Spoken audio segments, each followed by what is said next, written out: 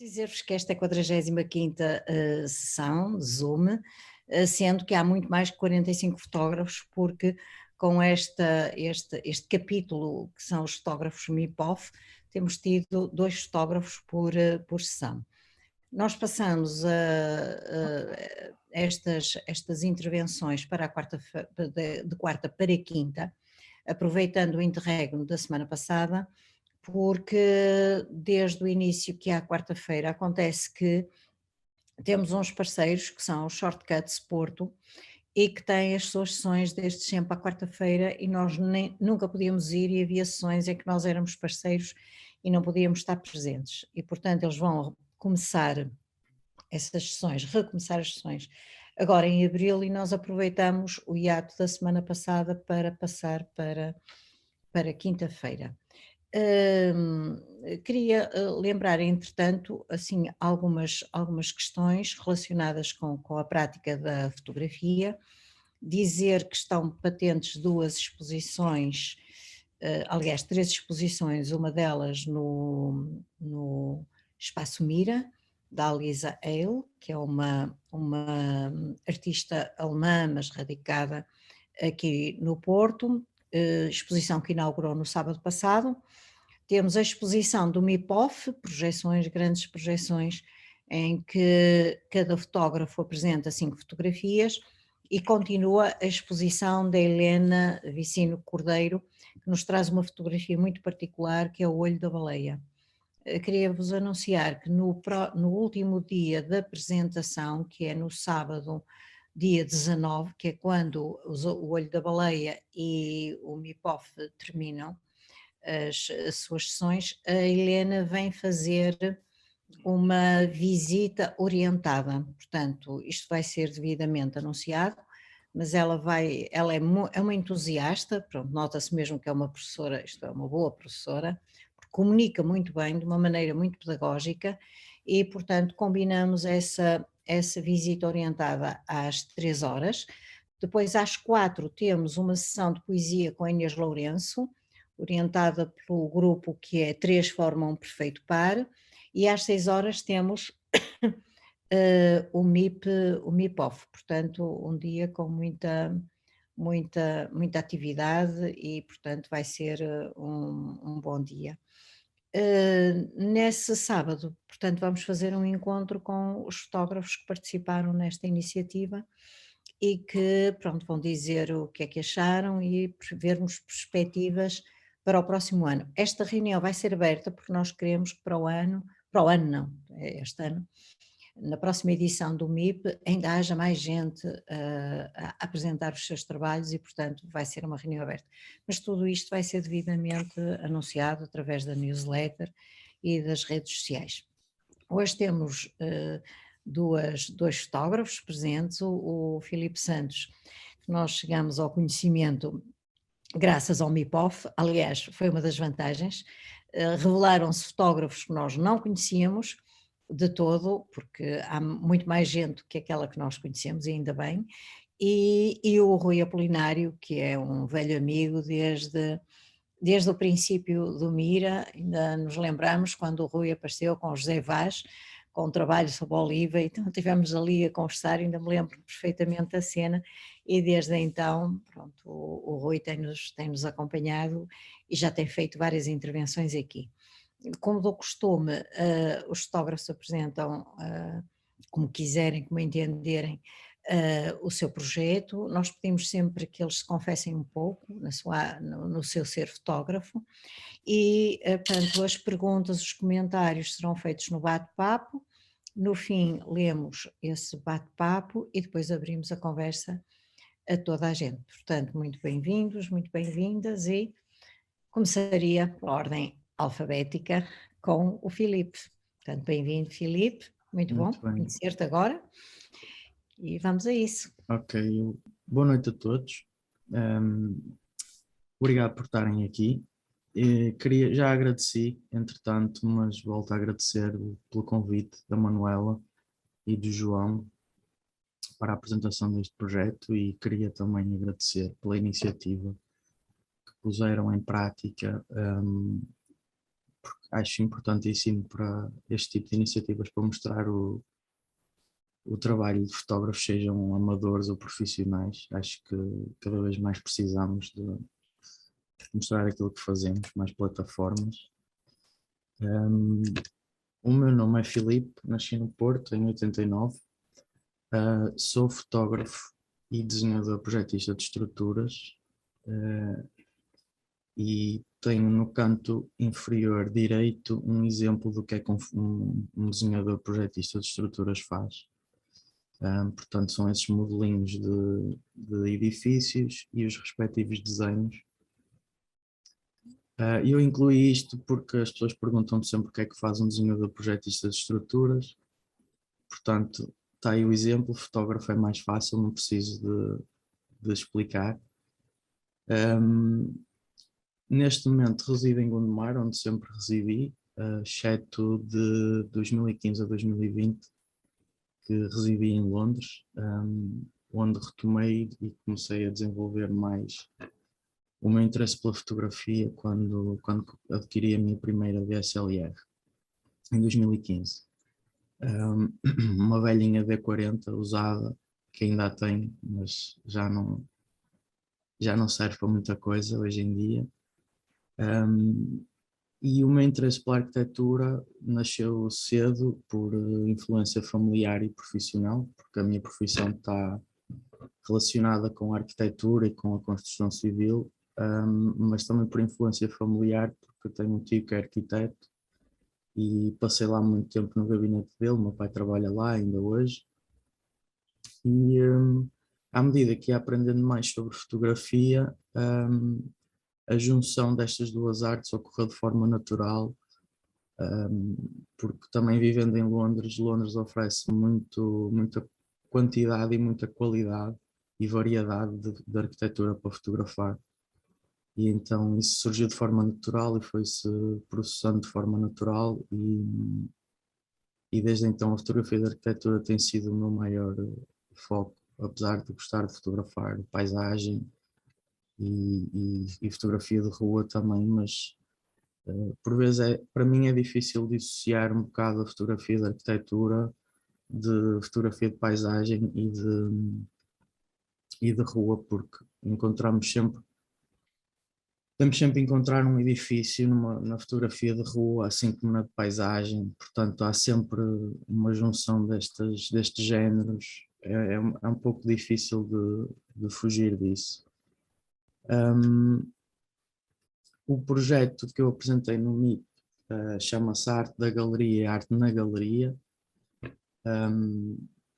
São fotografias feitas numa galeria em Londres, e as fotografias foram expostas no Duas de Letra, que é um restaurante ali ao lado do Jardim de São Lázaro, e retrata precisamente o encontro dessas duas artes distintas no mesmo local, em simultâneo, em coexistência e sem nenhuma delas sair prejudicada.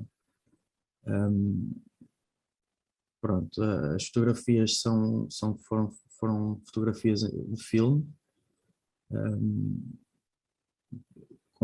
que eu fiz com uma point and shoot, uma Olympus, New. Já não me recordo que filme é que usei na altura, porque eu estava a experimentar vários, então foi sempre a usar filmes diferentes, rolos diferentes, e as fotografias que eu fazia em Londres, de rolo, eu guardava os rolos e só os revelava quando voltava ao Porto. Portanto, estas fotografias foram feitas e eu só as vi passado 2, 3 meses, quando vim cá, e as consegui revelar. Portanto, eu sabia mais ou menos os enquadramentos que tinha feito, sabia mais ou menos o que é que tinha fotografado, mas o resultado foi visto muitos meses depois, portanto foi uma surpresa. As fotografias não foram feitas com este propósito, ou seja, com o propósito de combinar a arte. Eu quando digo duas artes, digo uma delas a arquitetura do espaço, do espaço do museu ou da galeria, mas a outra arte a que me refiro pode ser escultura, pode ser pintura, pode ser qualquer coisa. Eu, para simplificar, uso duas artes distintas só para ser mais simples. E eu, quando fiz estas fotografias, não pensava dessa forma, porque ainda não tinha chegado a essa conclusão, mas à medida que ia fotografando outros espaços e outros museus, outras galerias, comecei-me a perceber que eu apreciava a arte exposta nesse lugar, mas também muitas vezes o resultado, quando eu ia rever as fotografias, dava mais ênfase ao próprio edifício e à sua arquitetura. Pronto. Mas lá está, sem nenhuma sair prejudicada, porque eu apreciava as duas coisas em simultâneo, sem problema nenhum. Apenas as fotografias eram mais focadas no aspecto da arquitetura do que da arte exposta. As fotos são da galeria White Cube em Bermondsey, em Londres. Como já disse, foram feitas em filme 35mm e não foram alteradas com grande relevância ou melhoradas. As fotos estão praticamente como saíram do rolo. E depois, mais à frente, irei apresentar fotos de outros projetos e de outras sessões que fiz no Museu Tate Modern, da Newport Gallery, ambos em Londres, e o Museu de Serralves no Porto, que todos nós conhecemos, e estas serão todas digitais. Pronto, a primeira foto é esta, e eu tentei estabelecer aqui uma sequência das 7 fotos que eu selecionei deste projeto. Esta é a foto da entrada, entrada e saída. A galeria só tem uma porta, e eu destaco aqui, à semelhança do Mira, isto é um ponto engraçado que cheguei a esta conclusão há pouco tempo.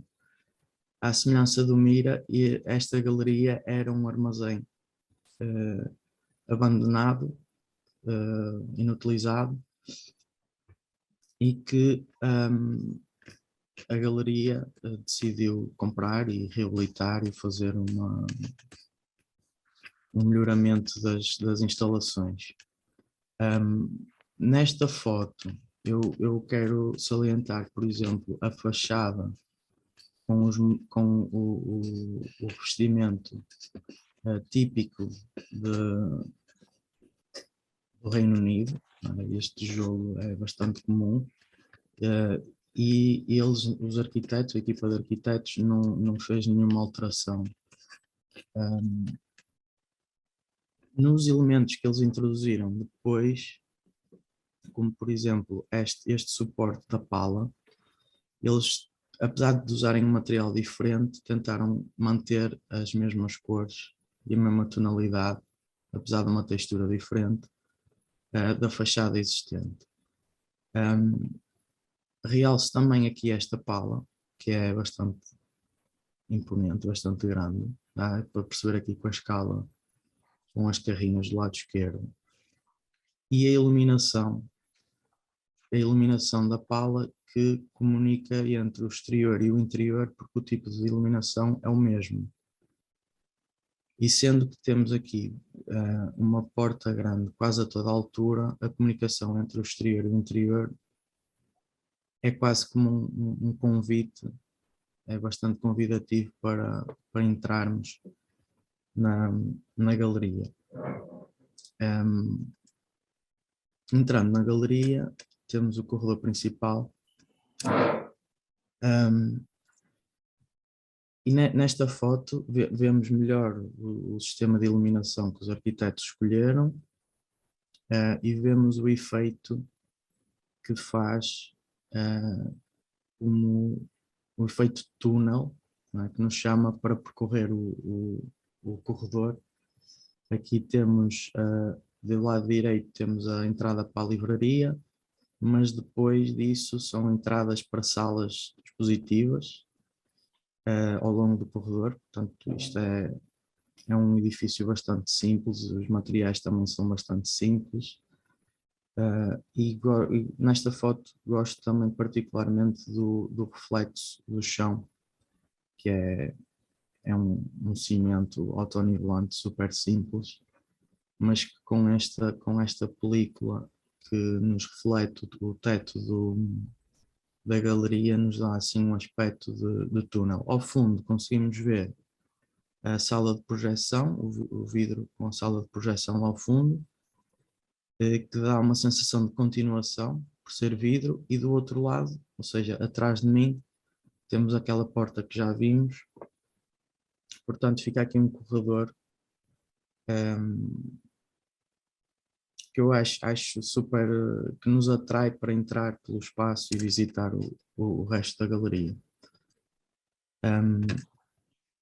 Esta foto seguinte é do mesmo corredor, mas um bocadinho mais aproximado das entradas das salas das galerias, dos espaços positivos. E esta foto ficou com uma cor bastante interessante em relação às outras, porque já estava a apanhar um bocadinho mais da luz interior e não tanto da luz exterior, e ficou assim com este aspecto azulado que eu acho bastante apelativo. Mais uma vez conseguimos ver o reflexo do chão de uma das salas e da iluminação também. Esta foto já é virado, ou seja, novamente para a entrada, mas desta vez pelo interior. Aqui à esquerda conseguimos ver um bocadinho do balcão da recepção e duas pessoas quase em completa contraluz, e, e desta foto não sei porquê, mas a postura do segurança da galeria chama bastante a atenção. Pronto, esta é a primeira foto que eu tenho já de um dos espaços positivos da galeria. Vê-se, acho que dá para perceber a escala da sala, esta é a maior delas todas. O tipo de iluminação mudou naturalmente. A escala do espaço também, não é? Isto é muito maior do que o corredor, mas continuamos a ter o mesmo tipo de chão, o mesmo tipo de pavimento, que continua a dar este reflexo, que eu acho bastante interessante. Esta exposição que eu apanhei lá nesta altura era da Beatriz Menazes, que é uma artista brasileira. Ela usa muita cor. Ela não, isto é uma peça de tapeçaria, não é um quadro, não é uma pintura. E ela usa bastantes cores, o que com este reflexo do pavimento torna-se bastante interessante esta comunicação entre as duas, entre a peça na parede e a peça refletida no chão.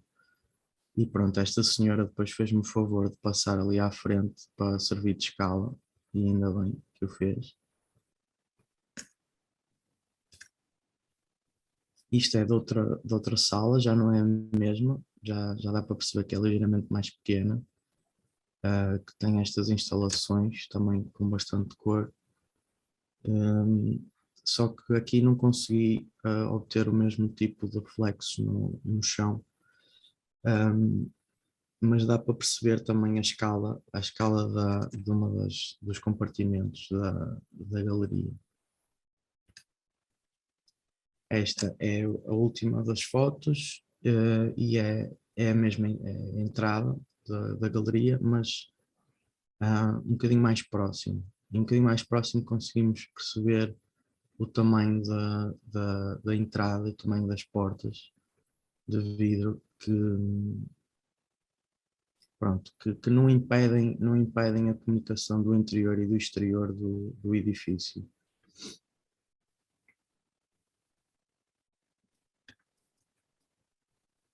Estas são fotos da instalação da exposição no Duas de Letra.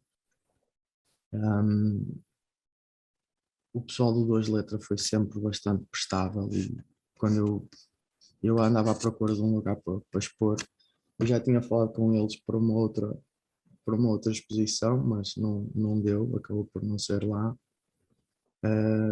Mas tinham-me dito que numa próxima, vou falar com eles com um bocadinho mais de antecedência, que não foi o caso.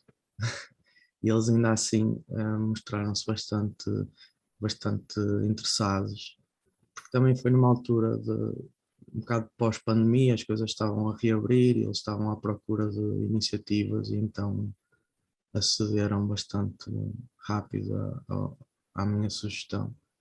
E ainda bem, porque senão não sei se teria exposto nada no MIPOF do ano passado. As fotos foram impressas em papel de jornal. O tamanho das fotografias é meia página de jornal. É meia página, é uma página de jornal, aliás. E eu escolhi o papel de jornal porque eu participei numa exposição coletiva em Londres em 2018 e, a plataforma a que eu pertenço, que é a Shutter Hub, fizeram a exposição em papel de jornal. Eu na altura concorri também com uma foto de película e gostei bastante do resultado, apesar do tamanho ser maior e estas aqui serem mais pequenas. Gostei bastante do resultado porque dá assim um aspecto quase de uma pintura, entre uma pintura e uma fotografia, sendo que a fotografia de filme tem um bocado mais de grão e um bocadinho menos definição, não é assim aquilo tão definido como as digitais. E tendo algumas fotografias com os tons azulados, achei que podia ser interessante e acho que foi bem. Esta é outra das fotografias, agora aquela bicicleta pendurada no teto.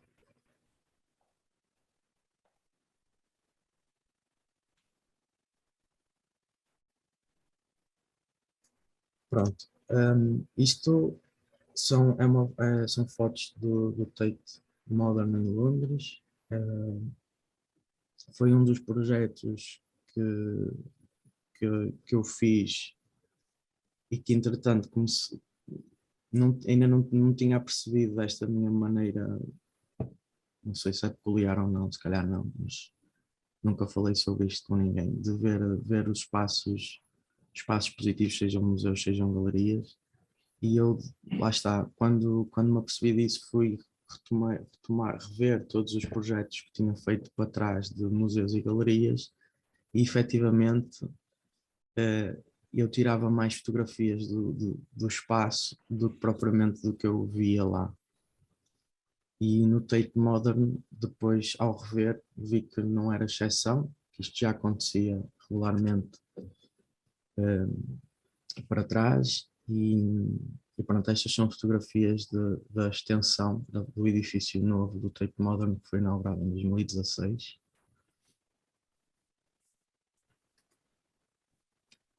Pronto, e aqui conseguimos ver o interior da galeria, a foto do lado esquerdo.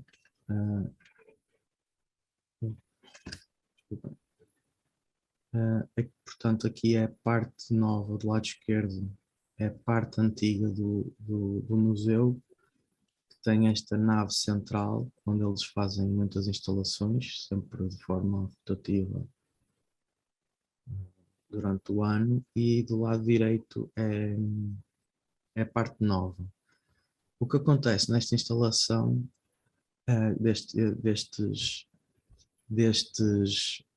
destes ferros cor de laranja que vocês veem espalhados pelo edifício. Isto é uma instalação por um grupo de artistas chamado Superflex, e a instalação chama-se 1, 2, 3 Swing. Basicamente isto são baloiços que eles instalaram dentro do edifício, e depois percorre a nave central toda do edifício, sai fora, como vemos aqui na fotografia da direita, e na direita temos parte do museu, do teito da extensão do edifício novo, e vemos a continuação da estrutura laranja, e só não conseguimos ver aqui os balões completos porque isto foi uma longa exposição e as pessoas desapareceram, basicamente. Mas pronto, é uma forma de mostrar que fotografei a instalação que estava patente no museu, de fora para dentro, ou de dentro para fora, como quiserem, mas também a arquitetura do próprio museu.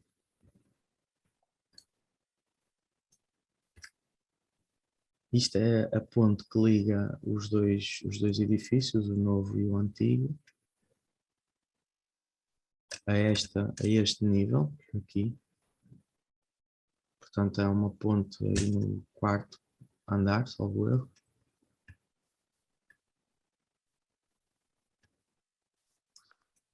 E isto é parte do edifício novo que eles reaproveitaram. Portanto, a escolha de materiais foi bastante simples, não entraram aqui em grandes loucuras na parte subterrânea do edifício novo. Isto era, o Tate Modern era uma antiga central elétrica, a parte antiga, e a parte nova nasceu em cima dos tanques de combustível. Portanto, esta estrutura aqui arredondada que vocês veem aqui na foto do lado esquerdo, isto são dois salões enormes, redondos, que eram para armazenar combustível para a central funcionar. E eles até aproveitaram, por exemplo, esta estrutura aqui que vem, estes pilares inclinados são novos, mas tudo o resto é existente. Portanto, a simplicidade não podia ser mais simples no aspecto de reutilização do edifício existente.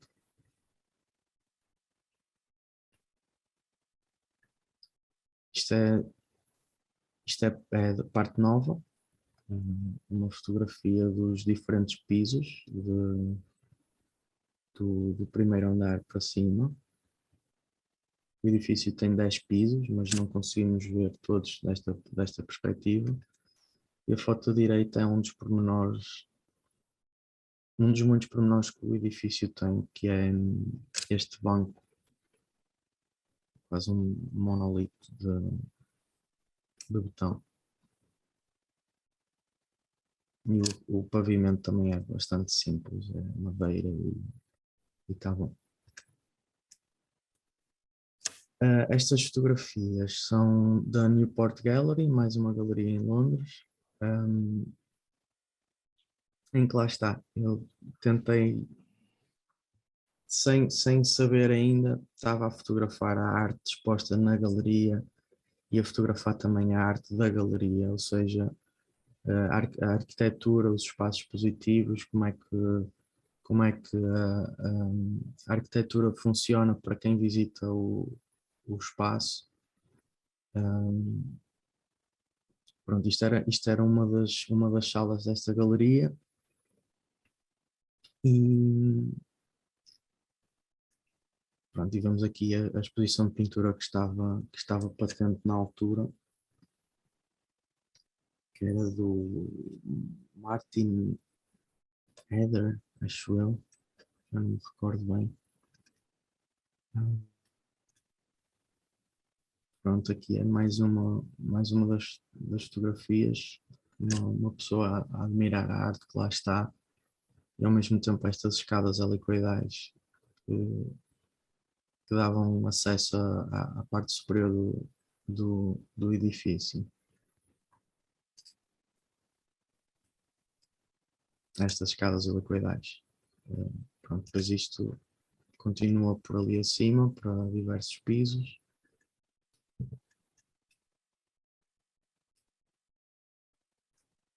pronto, aqui acho que toda a gente conhece este famoso edifício da cidade do Porto, o Museu de Serralves. Eu nunca tinha ido, quando fiz esta fotografia, foi em 2020, no fim de 2020, estas duas fotografias. Nunca tinha visitado esta zona do museu pela parte de fora e,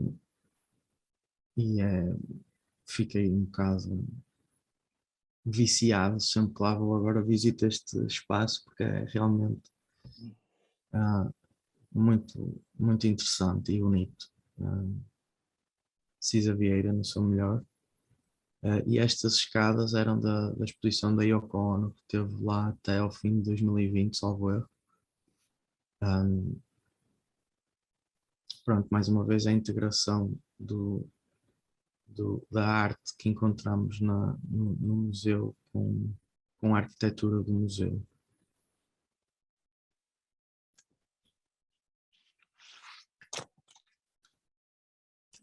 Pronto, e esta é uma foto das escadas da parte interior e depois uma foto de um pormenor à Cisa Vieira, não é? São umas escadas que vão dar ao bar, mas que não chegam a tocar na parede. Portanto, nós subimos estas escadas, pomos o pé aqui e damos um passo para subir o resto das escadas, mas estas escadas não chegam a tocar na parede e ficam assim. E pronto.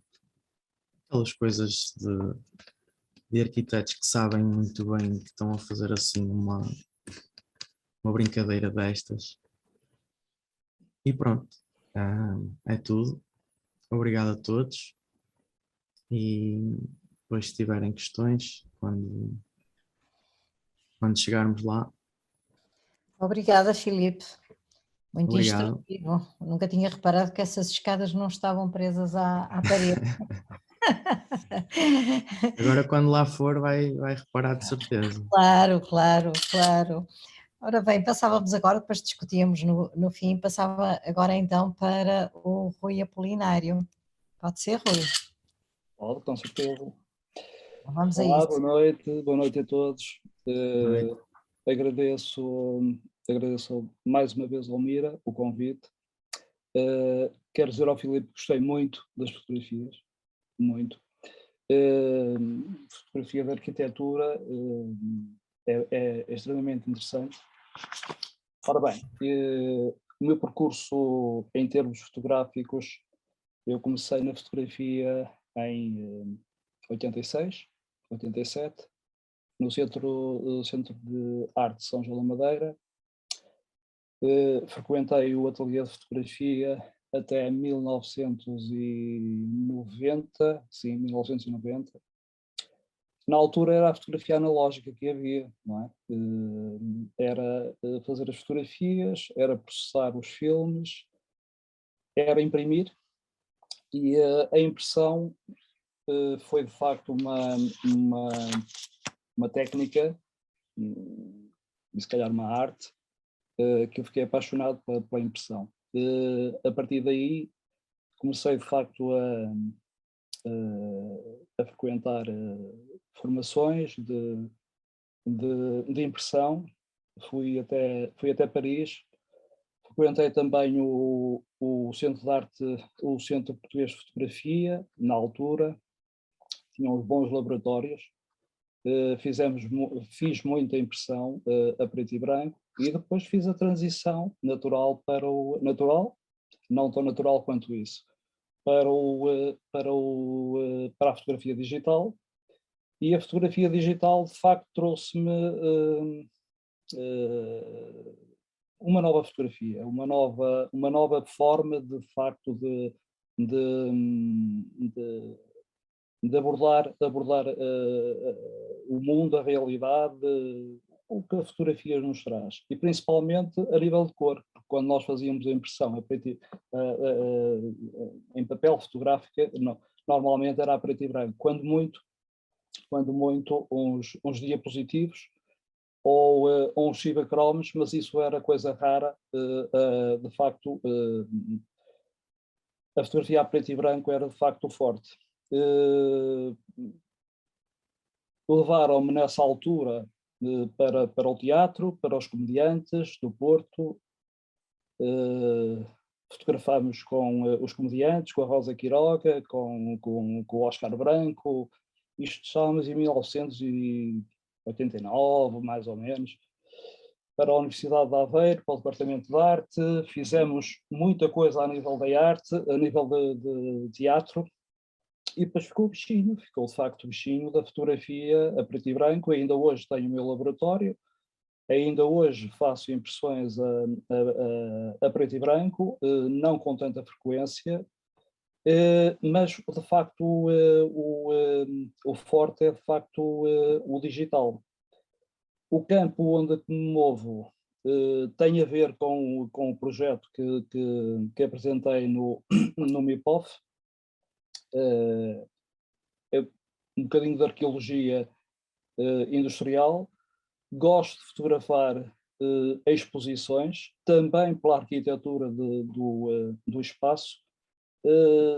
Mantenho-me mais ou menos dentro das artes, nomeadamente do teatro e da dança.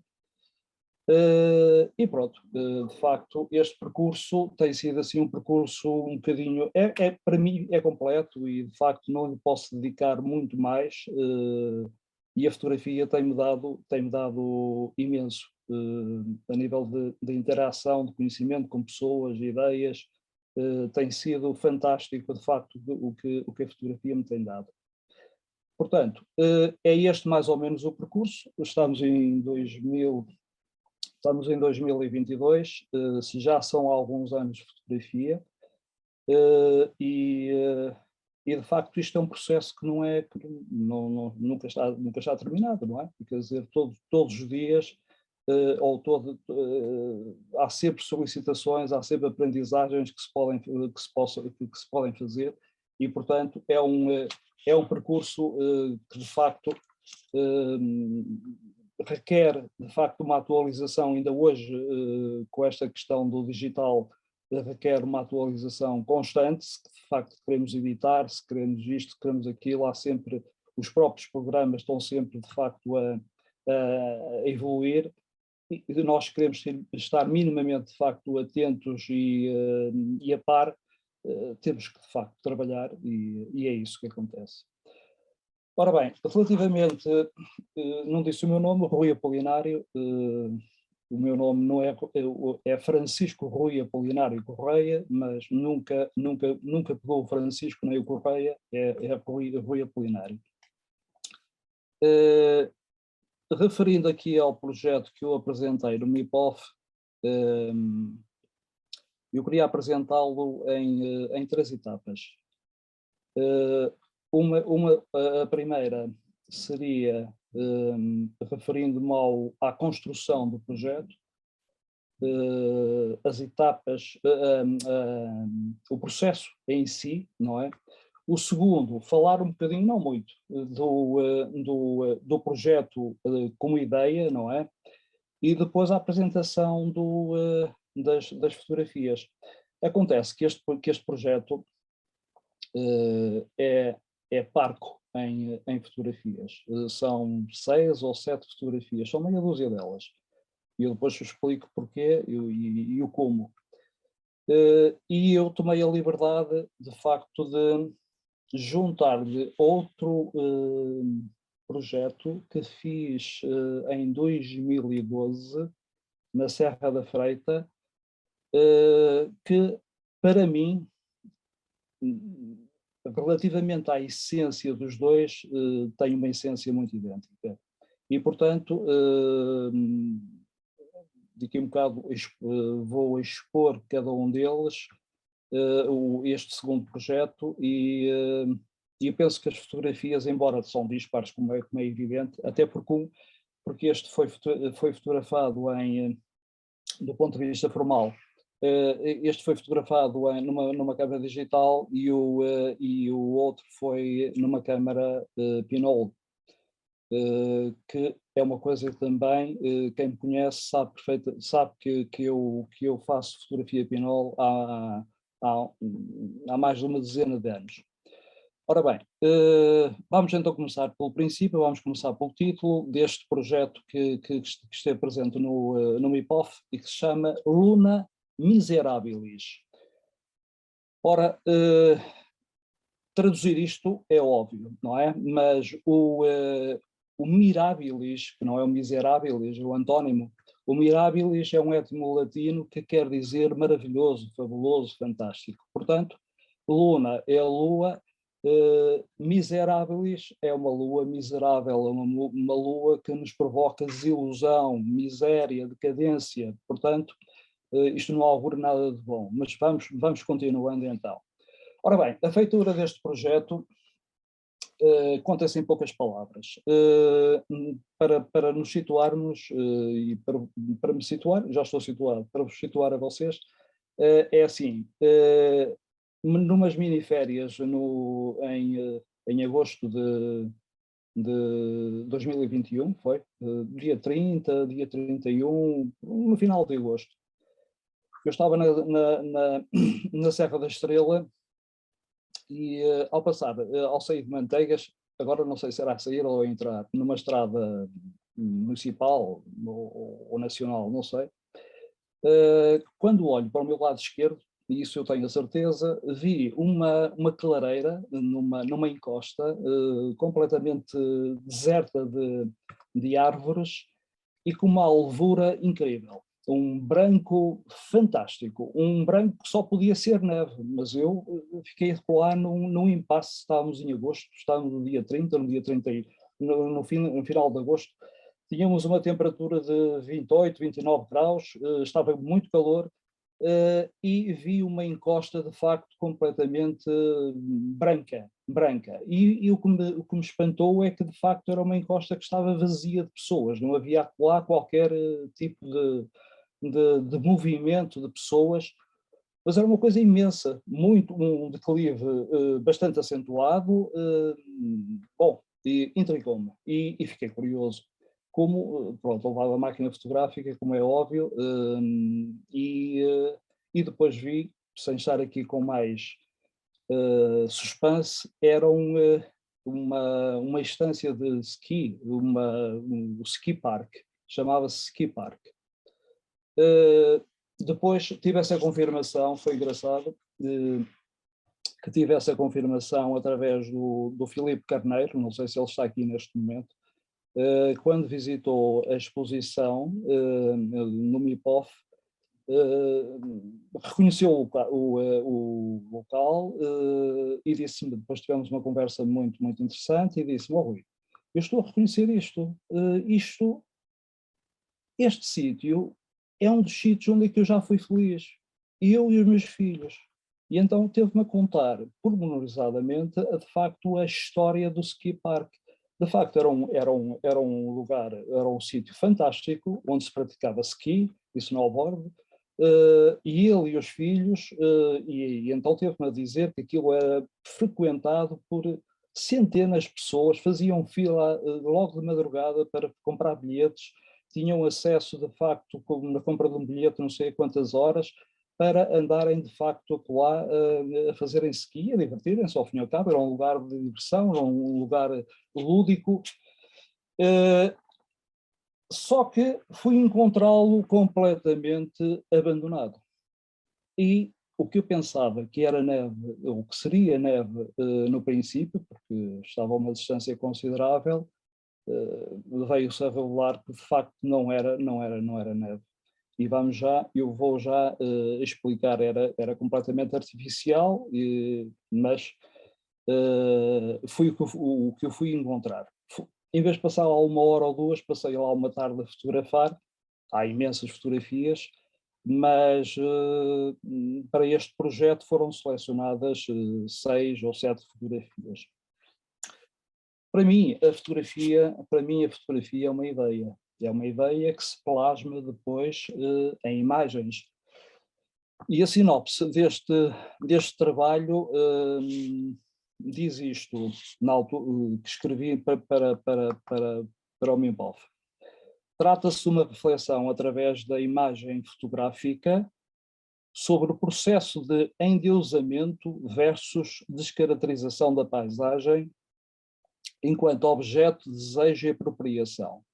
Portanto, temos uma paisagem onde houve a intervenção humana com um objetivo lúdico, de diversão, e que, após aquele momento de êxtase, em que era frequentado por centenas, se não milhares de pessoas, cai de facto na decadência e está lá, neste momento deve estar, não sei quais são os planos para o espaço, mas de facto é uma... Eu não queria dizer que era uma ferida, mas é uma cicatriz lá na paisagem, quer dizer, aquela alvura é de facto enganadora. Mas antes de falarmos do projeto propriamente dito, eu queria salientar dois pilares que foram fundamentais para mim, para a feitura deste projeto. E esses pilares são, primeiro, a autonomia que me foi concedida para desenvolver o projeto. Isto foi fundamental para mim. A segunda é que desta autonomia derivou o caráter experimental deste meu projeto. Ou seja, eu nunca teria arriscado este experimental se não fosse, de facto, a autonomia que me deram logo, carta branca, desde o princípio, no sentido de dizer, faz o que quiseres, controla o que tu quiseres, não tens, de facto, fronteiras, não tens nada, vai e apresenta. Ora bem, foi a primeira vez que eu fui confrontado com esta situação. E isto, acho que para este movimento, eu chamo de movimento MIPOF, acho que foi fundamental. E eu estou a falar em nome pessoal, não sei o que é que se passou com os outros fotógrafos que apresentaram, foram 40 e tal pessoas que apresentaram, e espero bem que tenham tido esta sensação que eu tive, de liberdade. Liberdade de fazer aquilo que queria.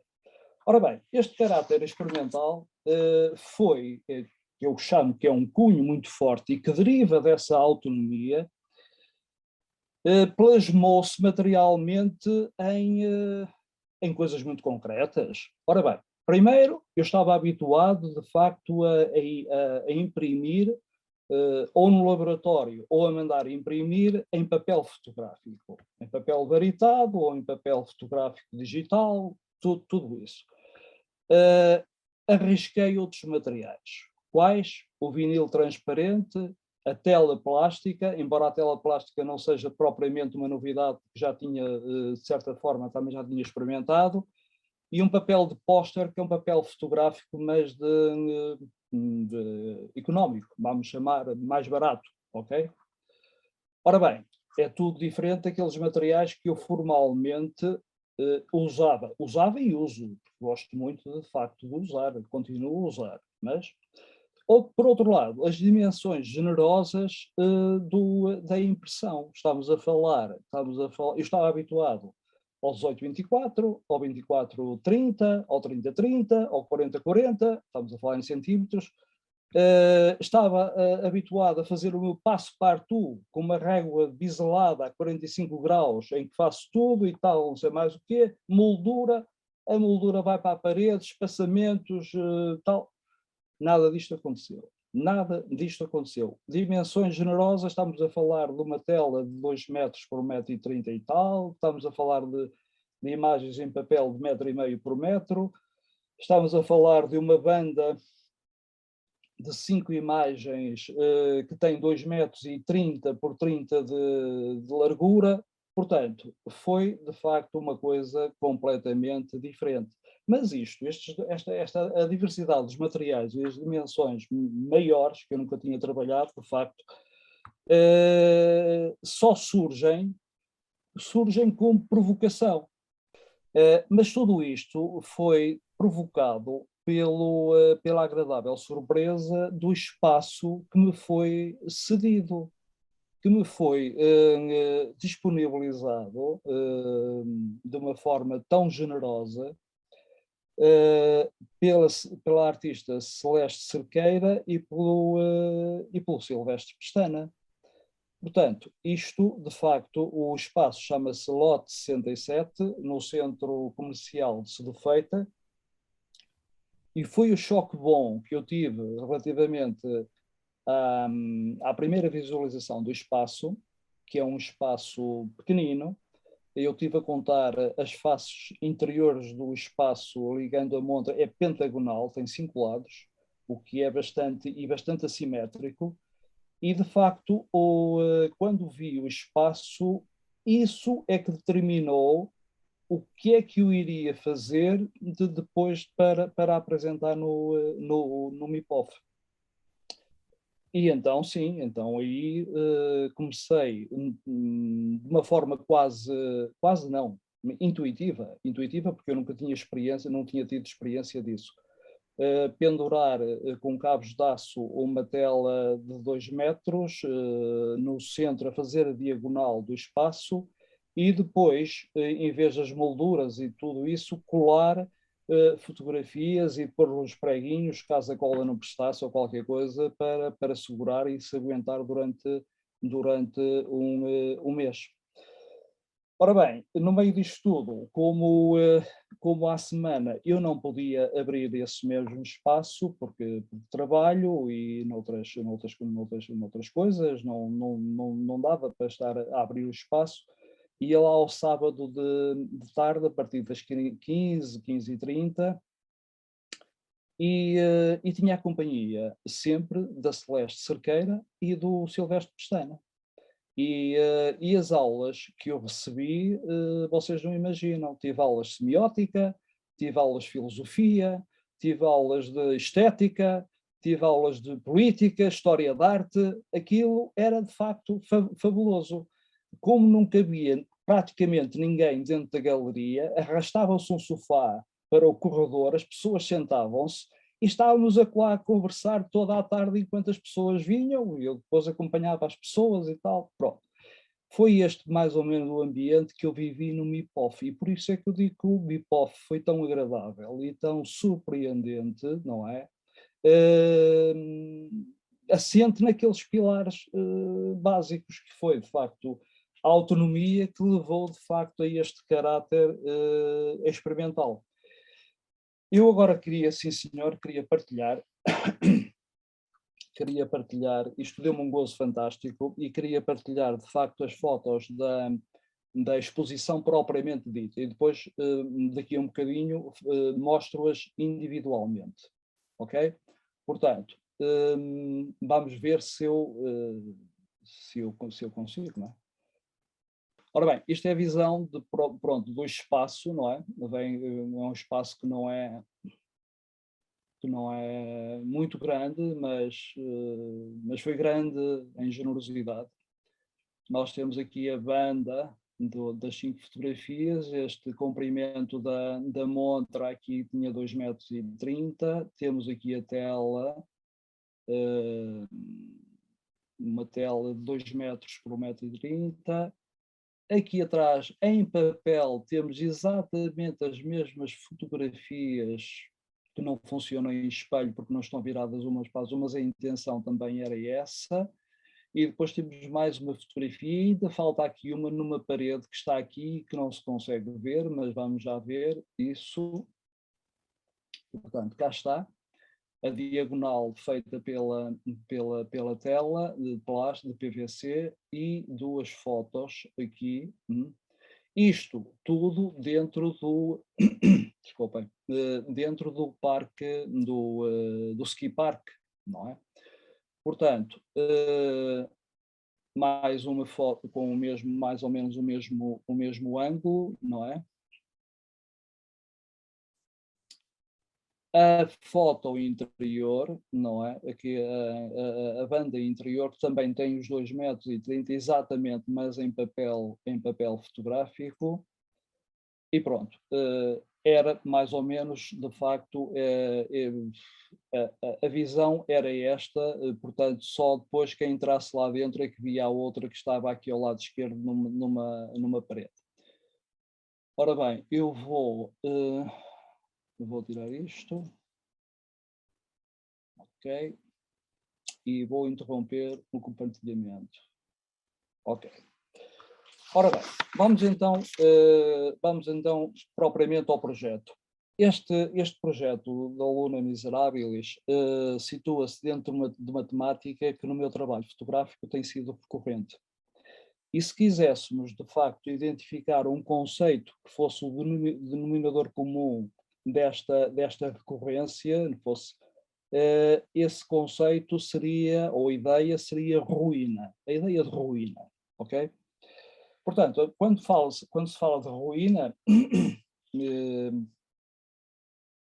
poderá ter aqui um pendor romântico, não é? Ruínas, pedras, bom, mas está sempre associado aqui a memória, a perda, a destruição, a ausência ao passado, ao esquecimento e, por que não, à esperança.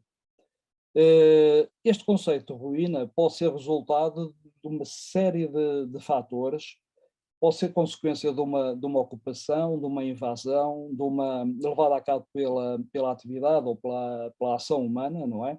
Que transforma, vai ocupando, vai modificando, vai alterando, vai configurando, vai transfigurando um determinado território, um determinado espaço, não é?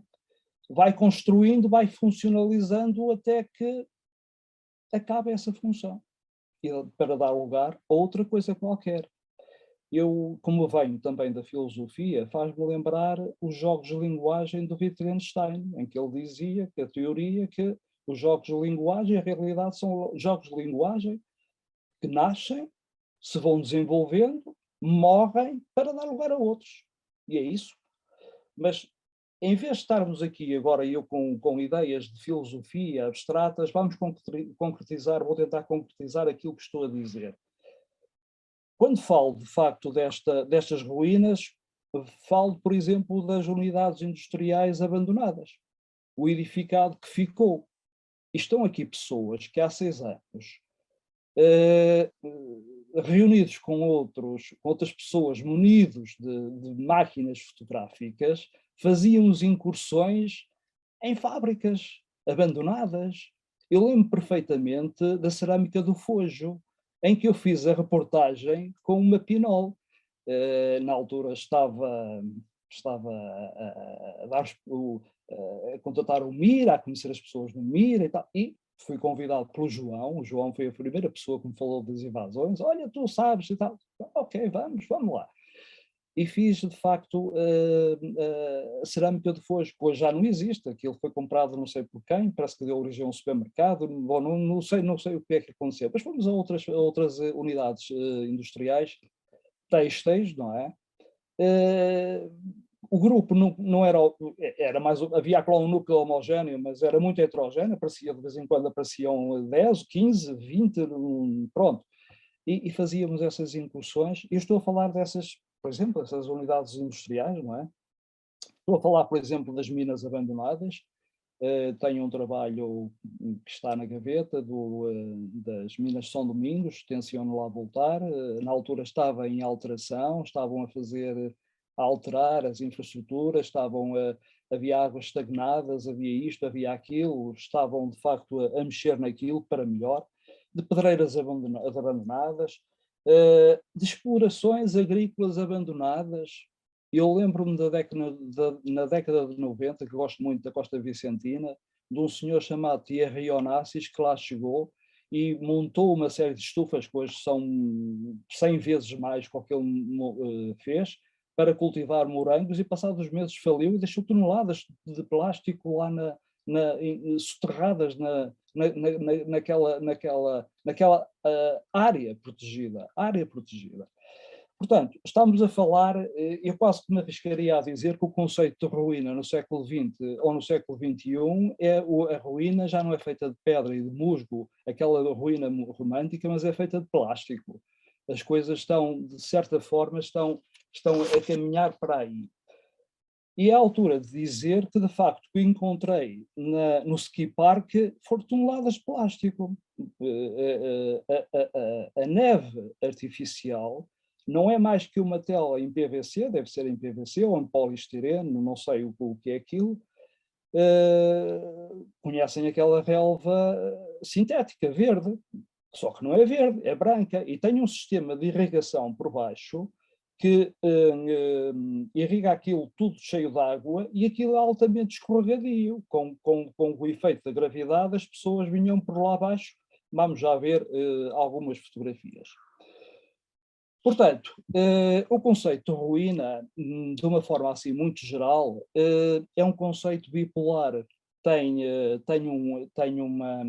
Pode ter um aspecto negativo, em que é sinónimo de destruição e perda absoluta, quando fruto de situações que não são resolvidas ou então são mal resolvidas, ou então tem um aspecto positivo, uma transformação, uma melhoria, uma atualização, em que a perda da função não significa a perda da identidade. E é isso que se tem feito, e muito bem, em determinados pontos. Eu estou aqui neste momento, estou em Arrifana. Arrifana está mesmo, estou mesmo ao lado do concelho de São João da Madeira, embora eu seja de São João da Madeira, mas vivo em Arrifana. Eu estou em linha reta a 500 metros da Oliva, que foi uma grande metalurgia no século XX, um complexo industrial ligado à metalurgia. E neste momento, se eu estar de noite, não consigo, mas vejo ainda as ruínas, vejo a Oliva era constituída pela zona 1 e a zona 2. A zona 1 hoje é uma completa ruína. Há um projeto, sim senhor, mas lá está. Ela perde a função de metalurgia para ser o projeto, sei que está ligado à indústria têxtil. A parte que perdeu a sua função, mas foi completamente revitalizada. É hoje conhecida pela Oliva Creative Factory, que tem um espaço expositivo fenomenal, tem o Centro de Arte, o qual eu frequentei num palacete no final do século XIX, do Rei da Farinha, em São João da Madeira, mas as instalações agora passaram de facto para a Oliva Creative Factory, com os seus ateliês de pintura, de fotografia, serigrafia, por aí fora. Portanto, as ruínas do Mira foram umas ruínas felizes, foram umas ruínas felizes, não é só o caso da Oliva. Estou-me a lembrar da fábrica de Santo Tirso, que já foi uma grande fábrica têxtil. Portanto, há que, de facto, aqui uma perda de funcionalidade, mas há de facto a preservação de uma identidade e o reforço, e esse reforço e esse reconhecimento tem de ser feito pela comunidade local, pela comunidade, de facto, social, que reconhece, de facto, essa mesma identidade. Porque existe a Oliva, há trabalhadores aqui que lembram-se perfeitamente da Oliva, e a Oliva continua a existir, para eles continua a existir, e é bom que tenha uma função diferente, embora seja o mesmo edificado. É evidente que poderíamos estar a falar ainda de agressões ao meio ambiente, questões ecológicas, de uma denúncia política, social, ética, porque a fotografia é mesmo isto. Para mim é de facto uma ideia e tem uma função interpretativa, tem uma função hermenêutica e muito importante relativamente ao mundo, relativamente à realidade, à ação humana, e isto acho que é fundamental. Ora bem, antes de visualizarmos as imagens fotográficas do MIPOF, eu não vou dizer muito mais acerca do projeto, depois ficará, se houver tempo, não é? Há um projeto, então, que eu disse que foi realizado em 2012 e que se chama, o título era Nada nos inquietará, ou seja, uma interrogação. Ele foi feito na Serra da Freita, com uma câmara Pinol, em diapositivo, em slide, e foi feito depois dos focos desvastarem completamente a Serra da Freita e a desfigurarem completamente. Eu só queria ler a sinopse desse, não é muito tempo, desse projeto, para também situar. E é como digo, os dois blocos de imagens, embora sejam completamente diversos do ponto de vista estético, mas a essência é praticamente a mesma. E passo a ler então a sinopse. Desculpa. George Steiner, na sua obra intitulada Gramáticas da Criação, refere o seguinte: a esperança e o medo.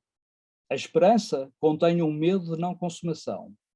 O medo tem em si um grão de esperança, o pressentimento de poder ser superado. É o estatuto da esperança que é hoje problemático. Eu acho que estas palavras não poderiam ser mais atuais relativamente à situação do mundo, da Europa em particular. E então, depois discorri eu desta maneira. Desta constatação advém o título do presente registro fotográfico. Nada nos inquietará? O referente do dito registro é óbvio, a destruição da floresta pelo fogo. E o que poderá representar tal destruição? Deliberadamente, através do discurso imagético, denuncia-se, sem nunca perder de vista a metáfora, o espectro nihilista que teima em pairar sobre o sistema de valores vigente. Porém, apesar de quase todas as imagens exibir uma sequência que se revela tão desoladora quanto decadente, coexiste nelas uma visão cíclica, qual eterno retorno, que deixa pressentir o poder de uma inevitável recriação ou superação. Pronto, e dito isto, passo de facto à apresentação das imagens. Ora bom, esta, portanto, é a imagem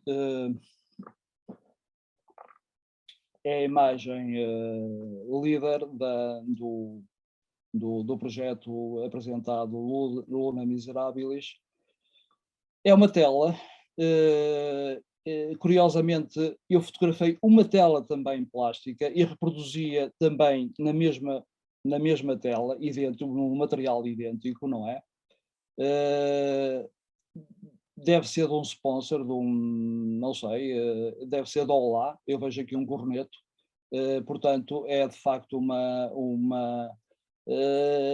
esta imagem, penso eu que não teria qualquer valor, vê-se aqui o tempo a passar, ela está completamente desbotada, mas fundamentalmente eu tinha de trazer as ervinhas com ela, porque senão ela, do ponto de vista como imagem, perderia muito se não fossem, isto é discutível, só dou um lamiré relativamente. Ora bem, aqui é a base, o términos da pista de ski, e eu não estava propriamente interessado, de facto, na pista de ski, estava nas infraestruturas que a cercam, não é? Há aqui uma clareira em que não há árvores e vamos já ver, vamos ter uma visão já mais abrangente, mas de facto a natureza vai tomando conta do que é abandonado, não é? Portanto, aqui temos uma das rampas que vai, por onde que deslizavam de facto os esquiadores. Eu, para mim, se de facto não soubesse que isto era plástico, dificilmente acreditaria que era, pensaria que era neve, porque as sombras, a luminosidade, o azul da neve está aqui plasmado. Aqui temos uma visão mais abrangente do complexo, não é? Isto parece, assim, não mostra de facto o declive que era. Temos aqui, alguns aqui, o trampolim, por onde é que os esquiadores vinham e saltavam, davam os seus saltos. E aqui, naturalmente, fazia o snowboard, não sei.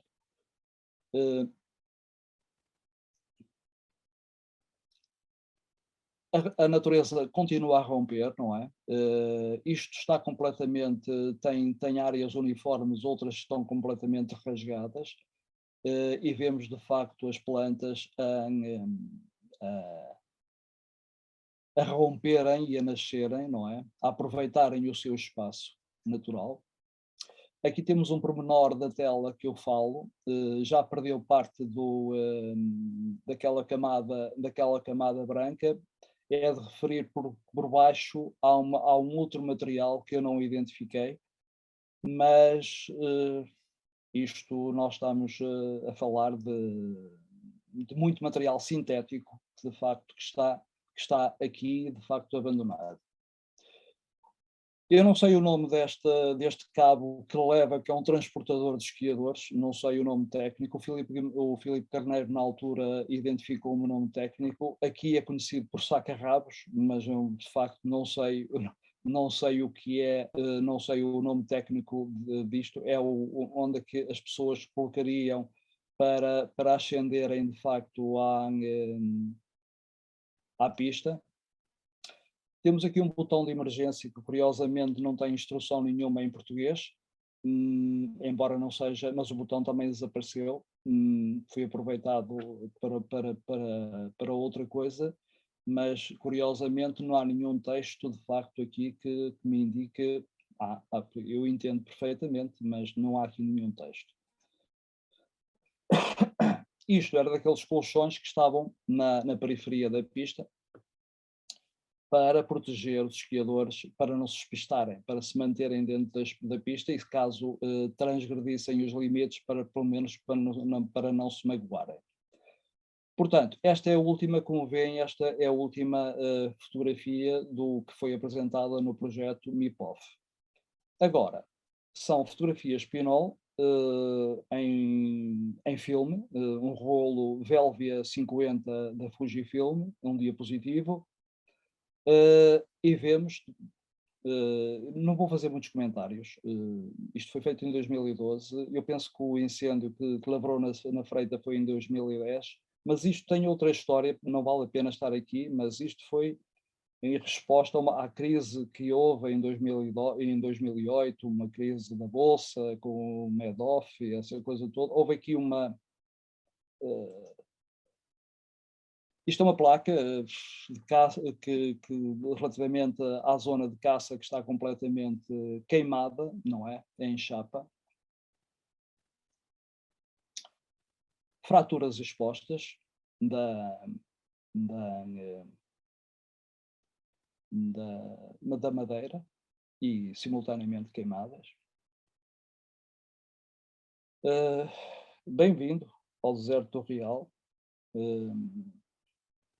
A vegetação foi completamente, mas a vegetação sempre a responder, a natureza sempre a responder. Eu não sei o nome destas, em geologia só conheço os quartos, os feldspatos, nem sei se é alguma coisa, mas há umas pedras brancas que o contraste é fantástico. Fantástico com os negros, não é? Infelizmente. Isto deve ter sido um braseiro enorme, a avaliar pelo tronco que eu tenho lá no meio. Deve ter sido um braseiro mesmo muito forte. Esta imagem aqui, quando a fiz, tinha em mente também uma coisa catastrófica, que foi as Twin Towers. Encontrei-as aqui, carbonizadas. Aqui não é uma latinha, é mesmo um latão de 200 litros, é um bidão de 200 litros que foi descoberto. E são estas coisas que nós temos, que nós encontramos de facto no meio da vegetação e que foram postas a descoberto, até chegar de facto ao arrancamento de árvores. Eu penso, o fogo não arranca árvores, eu penso que faz parte da limpeza que fizeram na serra, na floresta. Esta foi a imagem de capa, ao fim e ao cabo, da exposição. Também faz parte desse processo. Este tronco também estava queimado. Este também foi arrancado pela raiz. É uma paisagem desoladora. Aqui parece que há dois mundos. Há um do lado de cá, completamente queimado, e há um do lado de lá, parece que o fogo não chegou, mas chegou. Ele avançou só que este já deve ter sido limpo. Aqui há duas margens, há uma ponte que as liga, muito frágil, carbonizado também.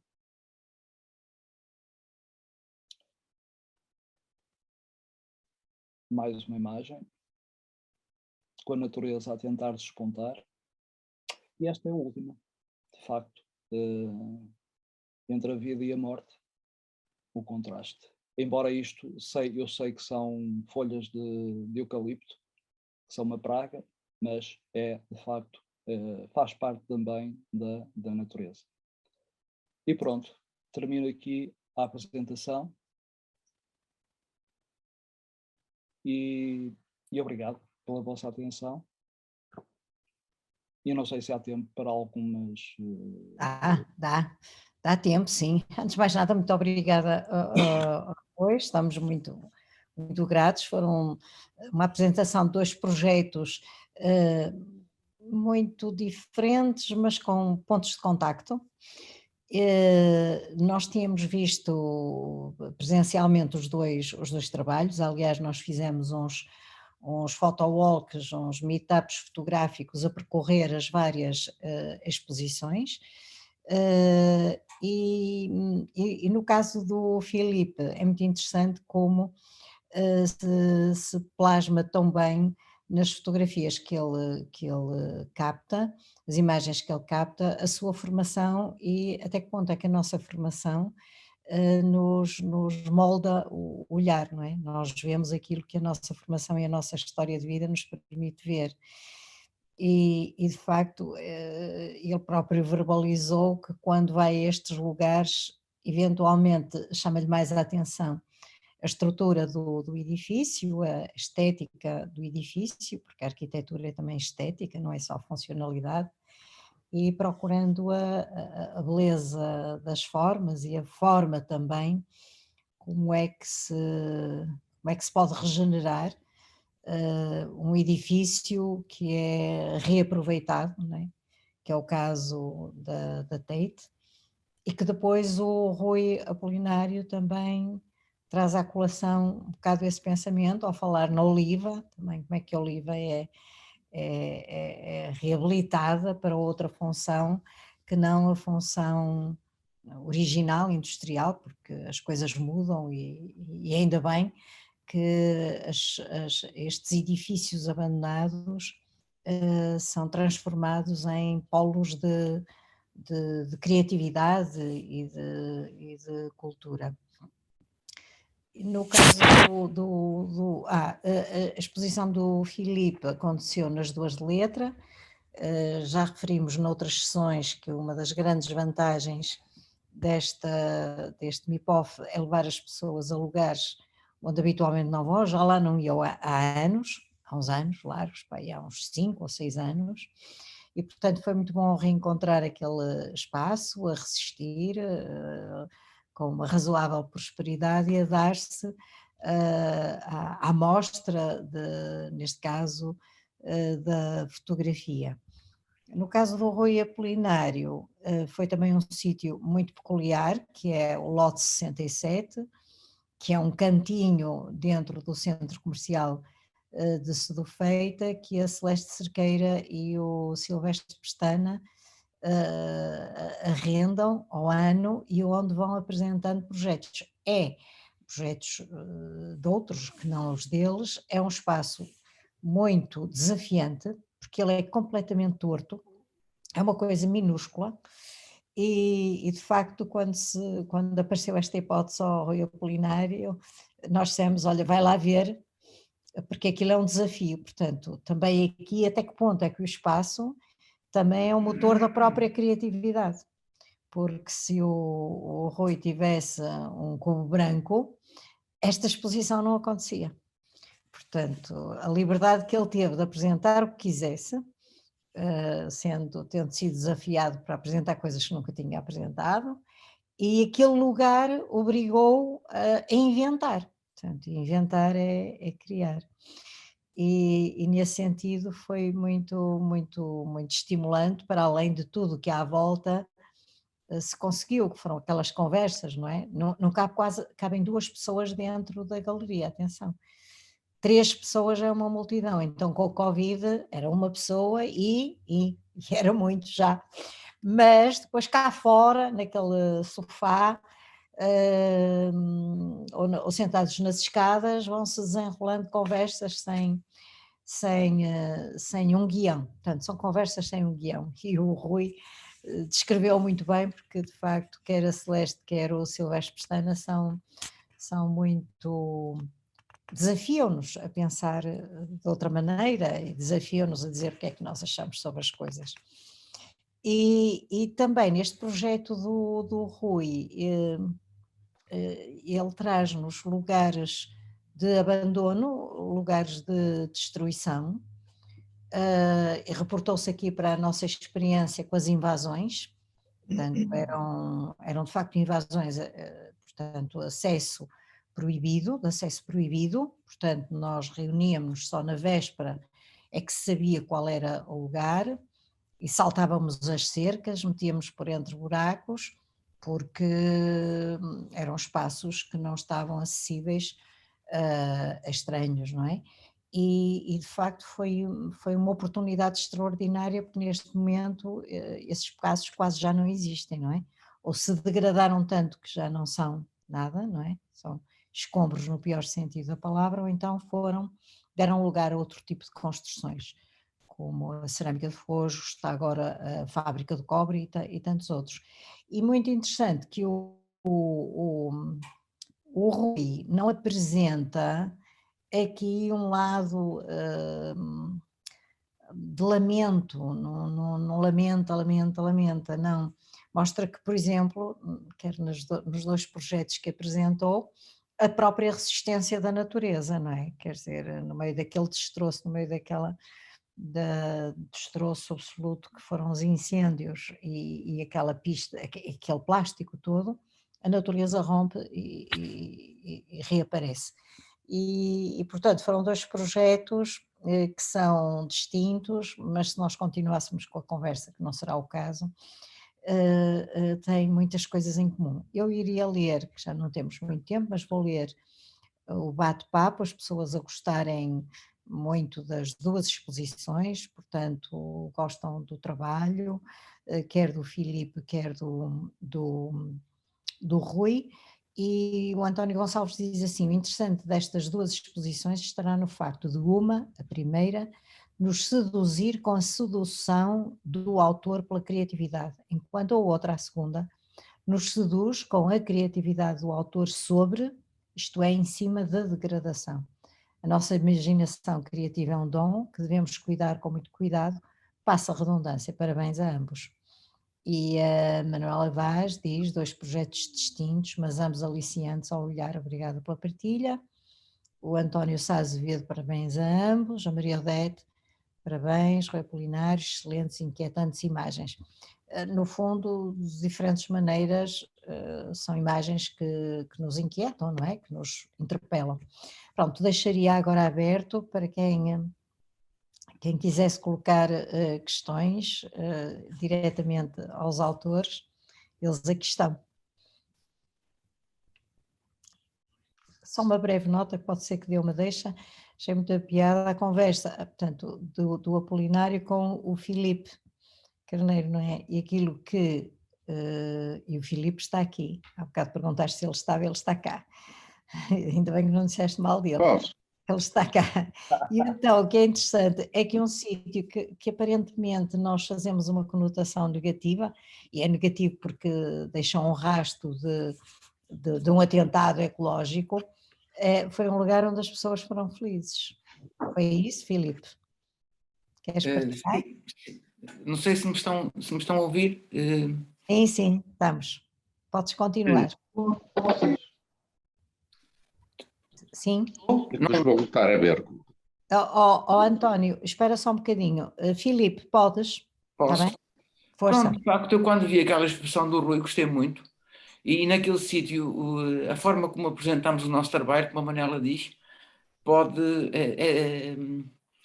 às vezes modifica o trabalho, ou é muito importante a forma como apresentamos o nosso trabalho. Eu conheço desde sempre, quando conheci a Manuela, era uma frase que alguma vez disse, ainda na altura do IPF, e que me marcou. A forma como apresentamos o trabalho é muito, muito importante.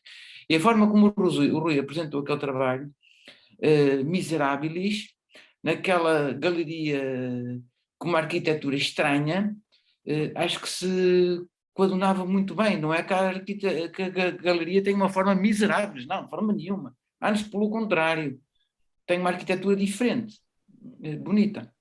E a associação que fez com o trabalho, com as imagens lindíssimas em Pinhol da Serra da Freita, também é uma forma diferente de ver o Miseráveis. E também o Mirabilis, como a Manela referiu, a natureza transforma o Miseráveis, como agora disseste, Manela, no Mirabilis. Mas, designadamente, nessa instância, eu não entendo como é que aquilo desapareceu. Eu fiquei triste quando vi que aquilo tinha desaparecido. Eu, na altura do Covid, deixei de ir lá. Até no ano anterior, por motivos profissionais, em 2019, já lá não fui. Mas em 2018 aquilo ainda funcionava. E era o único, na altura, era o único na Europa. Na Europa. Não é na Península Ibérica, era na Europa. Porque permitia fazer ski, snowboard no verão. No verão, para não se perder o treino. E fazer ski ou snowboard em agosto com 30 graus é qualquer coisa de extraordinário. De calções, era qualquer coisa de extraordinário. E no inverno também, porque muitas vezes no inverno a serra, os acessos à serra estão bloqueados, porque ela está com tanta neve, que estão bloqueados. Ou, se não estão bloqueados, a serra lá em cima é muito mais agressiva para quem não tem experiência. E aquele local mais baixo, com pistas mais fáceis, com outro tipo de apoio, era muito útil para quem não queria ser sujeito a uma forma de desporto da neve mais agressivo e mais difícil, e mais perto. Portanto, aquilo era uma fila de gente e uma estrangeirada que nunca mais acabava. Quer no inverno, quer no verão. Quer no inverno, quer no verão. E no verão até passava um ribeiro lá ao lado, e deve passar, que a gente saía de fazer ski a dar um mergulho no ribeiro. E tinha aquele restaurante simpático em que se lanchava bem e jantava-se melhor. Portanto, era tudo bom. Não, é uma tristeza ver aquilo ter acabado. Pronto, em relação àquele meio mecânico e àquele botão de emergência, aquilo é conhecido por saca-rabos ou puxa-rabos, mas o nome correto é teleski. E aquele botão de emergência tem que haver sempre um guarda no teleski, porque alguém pode cair a meio e é necessário parar de repente o teleski e está lá um guarda, tem que haver um guarda no teleski que pare imediatamente o teleski. E já agora há 4 meios principais de transporte na neve. Há a esteira, no fundo que é um tapete rolante, que é o mais simples. Depois é o teleski, que no fundo é aquele ferro com aquela argola que se mete no meio das pernas. Depois temos a telecadeira, que é preciso algum cuidado. Porque elas passam com uma velocidade tal que... E depois o mais tranquilo, que nós não temos em Portugal, porque a dimensão das nossas pistas não justificam, é o teleférico. Nós não temos. Esse é o mais tranquilo. Entramos dentro de uma cabine e ali é tudo muito simples. Mas o teleski é o mais usado, sem dúvida. E pronto, só para responder ao Rui Apolinário, foi uma pena. Eu fiquei tristíssimo quando vi que aquilo tinha acabado. Pode ser que um dia volte a funcionar. Pode ser. Obrigada. António, queres dizer alguma coisa? Eu não queria acrescentar muito ao que disse, quer dizer, quanto à característica das duas exposições no sentido físico e exposições, a exposição que agora foi feita. Mas queria aproveitar a oportunidade para falar de um pormenor que é no que diz respeito à exposição do Filipe. Que me lembrou outra coisa, quer dizer, eu estou a preparar uma exposição sobre Serralves. Eu fiz voluntariado em Serralves durante muito tempo, fiz muitas fotografias e pronto, agora dei-me ao trabalho de escolher umas tantas para fazer uma exposição. E apercebi-me, entretanto, que há tantos pontos de vista sobre a arquitetura quer dizer, aquilo que eu vou fazer não tem nada a ver, não tem nada a ver, mas que estava muito bom, diga-se de passagem. Gostava de também fazer aquilo que o Filipe fez, mas não tem nada a ver com o que o Filipe fez em Serralves e na Tota. Isto levanta-me outra questão, que é como é que os olhos veem as coisas, os olhos de cada um veem as coisas, e já agora, como é que os olhos de cada um veem depois aquilo que nós vemos. Quer dizer, esta é uma certa ansiedade com que eu estou para quando fizer a minha exposição, que é como é que os leitores das minhas fotografias as vão ler. Era isto. Muito bem. E é dar, portanto, e colocas aí uma questão que eu acho que é muito importante, que é dar a liberdade ao que observa, se apropriar das obras como muito bem considerar. Muito bem entender. E muito bem entender. E, portanto, é muito interessante também, especialmente um pouco uma linha atual que atravessa a arte contemporânea e a fotografia contemporânea, que é não referenciar demasiado as obras. Isto é, dar a liberdade a que o espectador crie sobre a própria criação. E, portanto, pronto, é criatividade sobre criatividade, e isso é que torna a fotografia também uma área de arte criativa. Criativa no sentido, pelo ponto de vista, pelo olhar, pelo lugar de exploração, e depois também a edição, que é outro aspecto também muito importante na fotografia, e onde a criatividade também se pode expressar. Acho que sim, ótimo. Eu queria só dizer uma Força, coisa rápida. Queria, antes de mais, dar os parabéns ao Rui. Eu não conhecia, eu vi a exposição do Rui no Centro Comercial do Feita, mas as luzes estavam apagadas, eu não consegui ver muito bem, a porta estava fechada, não consegui ver bem. Ainda bem que foi no mesmo dia que eu a apresentação, para ver bem as fotografias e saber mais sobre elas. Parabéns, Rui. Obrigado. E depois queria dizer ao António, olá António, que não tenha nenhuma ansiedade, porque Serralves é um daqueles edifícios que uma pessoa pode passar lá a vida a tentar fotografias e a tentar cobrir todos os pormenores, e uma pessoa nunca mais sai dali. Portanto, é mesmo deixar fazer as fotografias que fez e os pormenores que viu e aquilo que decidiu fotografar, e siga, porque senão nunca mais faz a exposição, e nós queremos ver as suas fotografias de Serralves. É isso. E era isso. É isso, e mostra também o gênio do Cisa Vieira, porque Exatamente. aparentemente aquilo são linhas direitas e brancas, parece que não se passa nada. E Serralves é verdadeiramente fascinante, porque de cada vez que se vai lá, mesmo no mesmo ponto de vista, o que nós vemos é diferente de acordo com a estação do ano, com o lugar do sol, se as árvores têm folhas, se não têm folhas, e aquilo é um diálogo impressionante, sobretudo com a luz, e de facto ele é genial. Exatamente.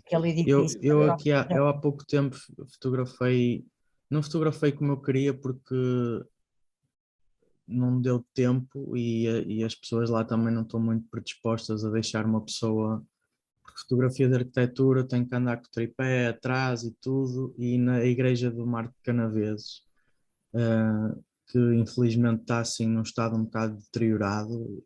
Acho que vão fazer obras de reabilitação, entretanto, não sei como é que está, mas pronto, a senhora abriu-me aquilo por especial favor, e então queria que eu me despachasse a tirar as fotografias. Eu também não quis roubar muito tempo, mas é outro projeto que é tão simples, e é um quinto da dimensão do Museu de Serralves, e mesmo assim está lá tudo. Está lá tudo. Aquilo Eu costumo dizer que em Serralves podemos ir para lá um dia de manhã, sentar-nos e ir tirando fotografias durante o dia, sem sair do sítio. Sim. E tiramos dezenas ou centenas de fotografias todas diferentes. É verdade. Sim, sim. Sim, sim. Sem Só dúvida. que um breve apontamento relativamente à Igreja do Marco. Quando lá fomos, tivemos a sorte de estar lá o padre, que é um aficionado daquela arquitetura. E, portanto, quando a pessoa entra, as portas são enormes, estreitas, mas muito altas, não é? A relação com o Altíssimo. 10 metros, 10 É metros. impressionante, são impressionantes aquelas portas. E depois eu entro e Marco Canaveses é horrível.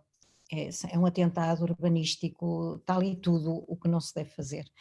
E então a igreja tem, à altura dos nossos olhos, um rasgo na parede de ponta a ponta. E eu olhei para aquilo, e olhei lá para fora, e achei que aquilo era um bocado de mau gosto.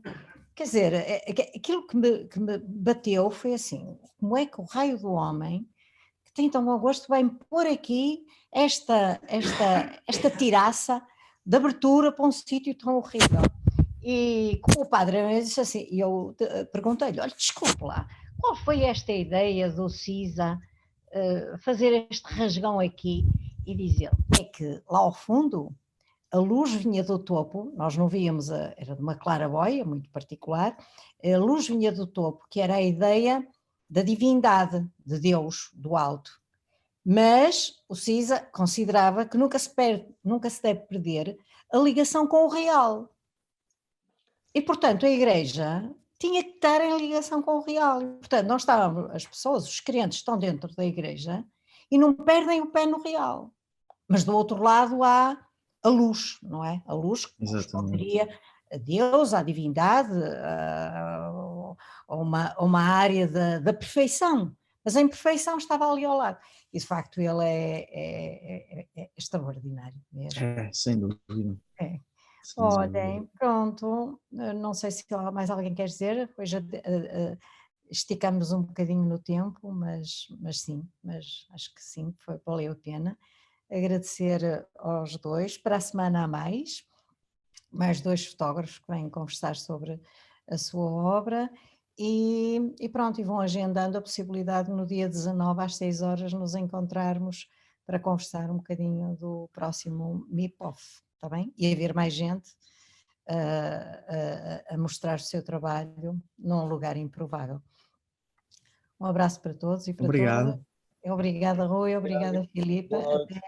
Até para a semana. Um Boa abraço. Até à noite. próxima. Obrigada. Tá. Boa noite, até Obrigada. para a semana. Tchau.